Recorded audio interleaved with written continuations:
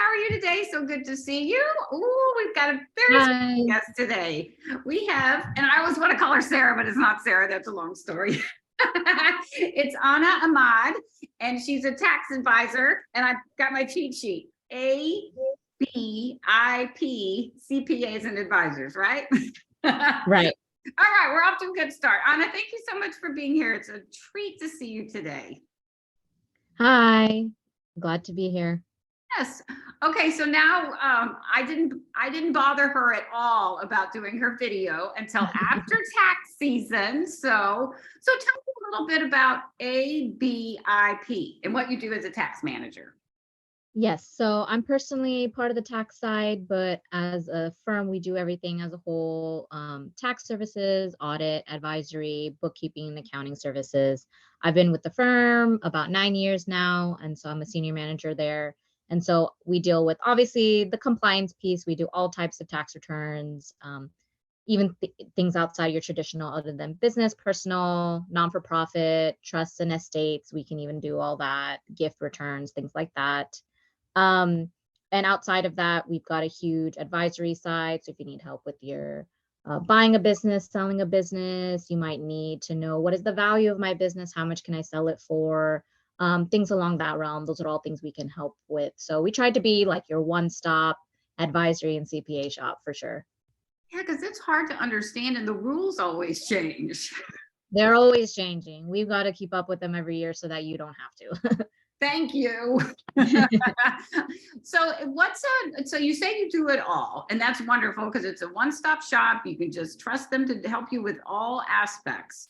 So what's the ideal customer for you? What are you looking for?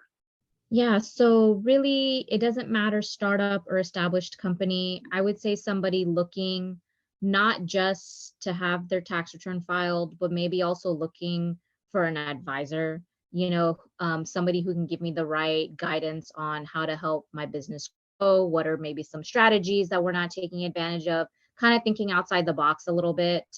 And of course, there's plenty of clients that are just, hey, I just want my CPA to file my return and be done with it, but we try to not be just the person you talk to on April 15th of every year.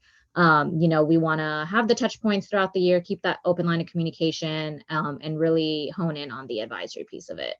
Yeah, and that's great. You need someone you can talk to all year because things change, things happen, you grow, you slide. So you're there as their advocate and a good sounding board and an advisor. I love that. Yeah, exactly. So what's your favorite thing about what you do? Definitely the client service. I mean, there's only so much you can sit behind a computer all day and look at numbers. It's nice. The meetings are nice. Even now we do so many Zoom calls, even post-COVID, people prefer it, but in person, whatever it is, even just phone calls. I love those introductory calls for prospect, meetings, and they say, oh, I heard great things about you from so and so, or a referral from such and such. That feels great, to know that we feel like, well, obviously, that we're doing good service, but to actually have somebody else come back and say that and give us that same feedback is definitely why we do it. Well, it's so important to have someone knowing what they're doing. So that I love. Yes, you don't want to. This is not something you guess on. You need an advisor.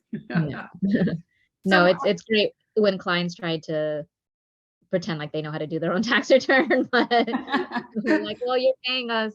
Why don't you just take our advice? So, and I mean, you're not just saving money or getting the best deal or getting the best return. You're really helping people stay in compliance.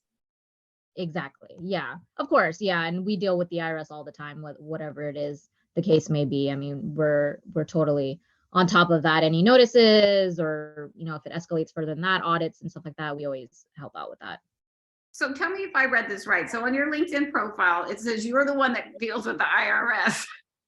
Yes, I somehow along the way, it's obviously the job that nobody else wants to do on the team. Did you draw the short straw or something? What happened? I don't know what happened. I was like, okay, give it to me. And then everybody was like, okay. And then everybody started giving me their IRS notices. So yeah, I'm on my computer here working, and then I'm on hold. I hear the hold music for the IRS on the phone on the other side. So yeah, very frequent. So that in itself, that means you need to call Anna because No one else volunteers to call the IRS, and that Yeah. just shows your strength and your knowledge that if you're in touch with the IRS, you know what you're doing and you know how to talk to them. So Yeah, yeah.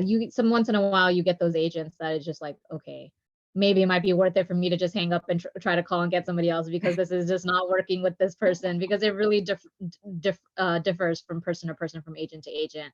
That not all of them really know what they're doing, but they like to think they do. And so when I'm not getting the answer that I want, I'm like, okay, well, let me just call back and try to get somebody else. that shows persistence and determination and putting your best interests at heart. So that's amazing. I've heard that though, that if you're not getting the answer you want, that you say thank you and you call back. Exactly, So, exactly. all right. So what is a good way for people to reach you? Email, phone number, a combination of both, and Yeah. whatever you feel comfortable with sharing, but you have to spell it out. If it's the email. Yeah. Definitely email is always the best. It's Anna, A-N-A dot, I'm sorry, A-A-H-M-E-D. So my first initial, my last name at abipcpa.com. So that's usually the best way to reach me. For sure, my office line is always available. That's 713-350-2415.